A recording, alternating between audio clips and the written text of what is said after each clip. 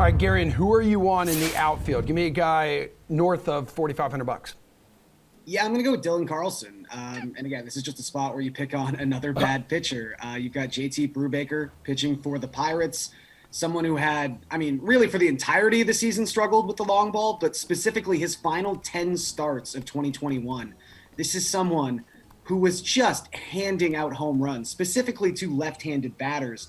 A .698 slugging percentage and .442 WOBA to left-handed batters his final 10 starts of the season. Generally speaking, Carlson is a better play when the Cardinals are facing a southpaw. He's a better right-handed batter than a left-handed batter throughout his career. But he just hits well in St. Louis, generally speaking. He had a massive second half of the season, and it seems like he's going to hit leadoff for the Cardinals this year. So I think at 4,800, he's just a really, really nice play. Steve, did I hear you giggling in agreement?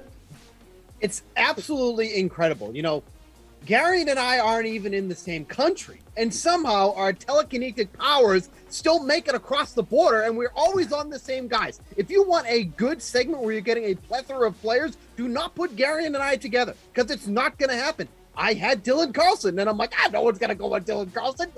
I forgot that Garion was on this segment, so of course he's going to have Dylan Carlson. Who do you got for the rest of the segment, Gary? You might as well go through it now. No, do not do that. I feel like the next player is going to be the same too, if we're being honest. But, Carlson, and Garion brought up all the points that basically I was going to bring here.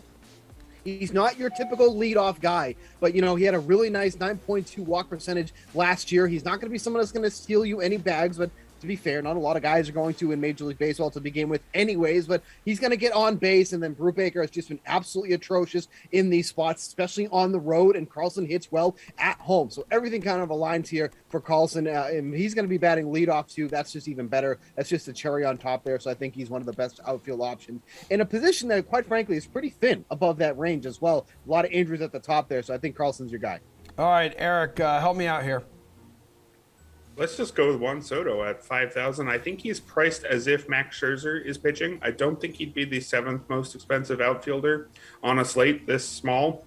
If it was known at the time the prices were set that Scherzer was battling a hamstring injury and is actually not going to pitch until Friday, it looks like it's going to be Tyler McGill going on opening day because the Mets are wanting to keep the rest of their guys on schedule. McGill is perfectly fine. Actually, I do actually kind of like McGill, but he's, an overqualified fifth starter pitching on opening day. Maybe he'd be a 4 for many other teams. He wouldn't be a 1. And when you're talking about a guy as good as Juan Soto, who will get the platoon advantage against him and isn't the most expensive outfielder, I think he's a great play here.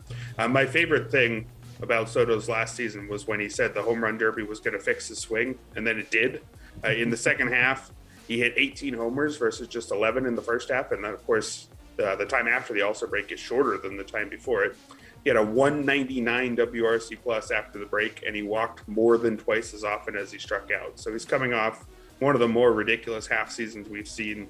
I think he'd be the most expensive outfielder if it was known that McGill was the guy going against him. So I think at 5,000, he's actually a great value.